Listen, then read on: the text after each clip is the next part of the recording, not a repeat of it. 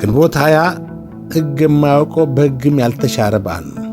ግንቦት 20 በኢትዮጵያ የሚከበረው የደርግ መንግሥት የወደቀበት ቀን በመሆኑ ነው።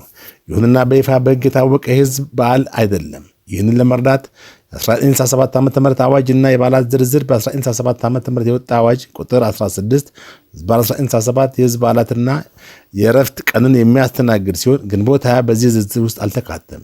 ይህ አዋጅ በኋላ በ1988 ኢህአዴግ በተደረገ ማሻሻያ ላይም ግንቦት 20 እንደ ሕጋዊ በዓል አልተጠቀሰም። ተግባር ግንቦት 20 በመንግስት ተቋማትና የሕዝብ በዓል ይከበር የነበረ ይህም በአገር አቀፍ ደረጃ የታሪክ ትርጉም እንዳለው የሚታወቅ ቢሆንም ሕጋዊ እውቅና ግን የለውም።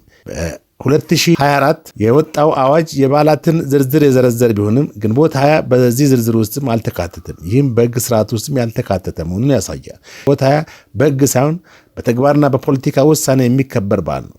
በአሁኑ የሕግ ስርዓት ውስጥም የበዓሉ ሕጋዊነት የሚረጋገጥበት ሕግ የለም፣ አልነበረም። ስለሆነም በልምድና በፖለቲካ ተጽዕኖ ሲከበር የነበሩ ግንቦት 20 በአዲሱ አዋጅ ባለመካተት በኤክስክሉሽን ኦር ኢግኖራንስ ከበዓላት ውጭ በመሆን በፌዴራል መንግስት ደረጃ አይከበርም፣ ታስቦም አይውልም።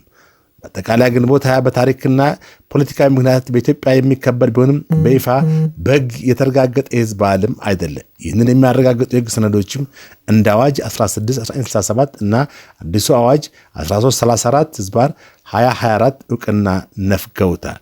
ስለዚህ ግንቦት 20 ታስቦም የሚከበር በዓል አይሆንም፣ ስራም እንደሚኖር ተደርጓል።